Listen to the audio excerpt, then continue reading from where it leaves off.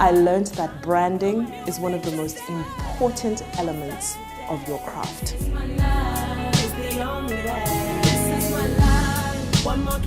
So when I first started my career, I was doing the absolute most in terms of just trying to get the work right. I'll never forget when I got the call to say that I got the job on Stargist. And on our first shoot day, I mean, imagine, this is like a 24-minute show. It took us about 8 hours to shoot one episode because myself and my co-host Lawrence, we didn't know what we were doing. We couldn't figure it out. I'd never seen a teleprompter in my life. I don't think I'd seen a script for television before in my life either at that point. But somehow I'd been placed there and everybody around me believed that I could do it. It was tough, you know, and especially when you're not getting very positive feedback. I remember, you know, kind of the execs at the time sent a memo down to production saying, this girl is not really getting it right. And they actually got me a coach. They're like, you know what, we'll foot the bill. We're gonna send her to such and such a coach who's gonna teach her how to present, how to host. My biggest problem was that I had the I had the neck thing. So for some reason, it was so subconscious. So I'd be speaking and I mean, I still have it, but you know, the good thing is that it's now gotten to a point where it's a bit of sass and a bit of a signature. But that comes with branding, which is where I'm going with this.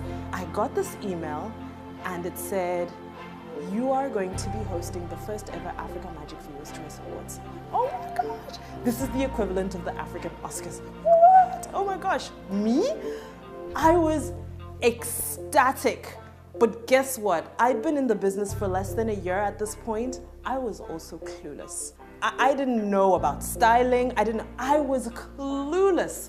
So, you know, fast forward to it getting to time for the show, and the show was happening in Nigeria, and I was living in South Africa, and nobody in South Africa knew what it was. So nobody was ready to offer me support. I called my girl who was running a little store down the road doing her tailoring thing. I called her, I don't want to lie. I said, listen, I'm hosting this big show. I need dresses. I've got pictures of dresses I like, so let's make them. She said, no problem. Me and my tailor friends, oh yeah, there, we went, we sewed, this one, cut and paste, mix and match, we did that. And by the time I left Johannesburg for Lagos, I felt like, okay. Never mind the fact that my passport only came back from the visa office an hour before I had to go to the airport. So I had so much going on and very little help because everybody expects you to be a professional, know what you're doing. They just kind of like, it's not that they don't care, but they just expect that at that point, you should know what you're doing. You should, right? Shouldn't you?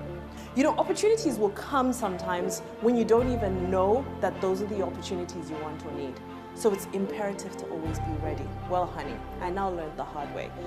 Get to Lagos, there was a mix-up with my makeup artist, there was a mix-up with my hairstylist. It was literally about an hour to go live with the first ever Africa Magic Viewers Choice Awards, broadcasting across the whole continent live to millions of viewers.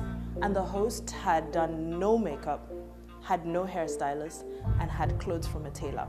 Because I was ready from a craft side, I think I did a pretty good job. And the reviews were like, wow, this girl is good. But everybody was like, what is she wearing though? Like, what's going on? What's going on with her face? Like, what's going on with her hair?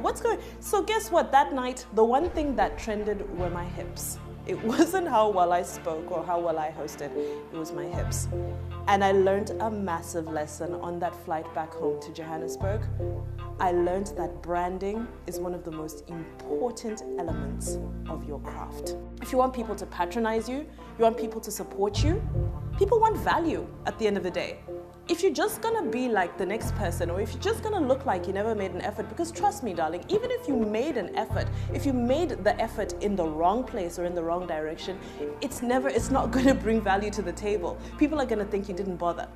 And if you're not gonna direct your effort and your energy to the right place, then actually don't even bother. Work on your craft. Become the best at what you do. If you're the best at what you do and you're not able to communicate to people that I am the best at what I do, by branding yourself as the best physically, you know, communication, whatever your website says, whatever your business card says and it looks like, how do you conduct yourself in meetings? Are you respectful? Are you memorable? So branding is not about clothes, it's not about, all those things are great extras. Of course in my industry, listen, it's a very important part. It sets you aside and it gets you that extra bit further. But in all other lines of work, my dear, make sure that you're taking the necessary time to appeal to people beyond being amazing at what you do.